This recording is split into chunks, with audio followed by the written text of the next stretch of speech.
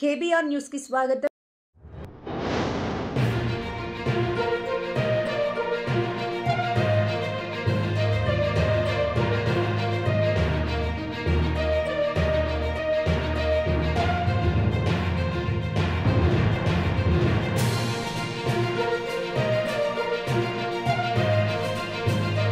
కాకినాడ జిల్లా జగ్గంపేట మండలం మామిడాడ వద్ద ప్రైవేట్ కళాశాల బస్సు బైక్పై వెళ్తున్న వ్యక్తిని ఢీకొట్టడంతో అతను అక్కడికక్కడే మృతి చెందాడు. కాకినాడ గ్రామ శివారున ఇటుకబట్టి నిర్వహిస్తున్న పశ్చిమ గోదావరి జిల్లాకు చెందిన సాయి అనే వ్యక్తి గ్రామంలోకి బైక్పై వెళ్తుండగా నిరంతరపట్నం వైపుకు వెళుతున్న ప్రైవేట్ కళాశాల బస్సు ఎదురుగా వేగంగా వచ్చి ఢీకొట్టింది.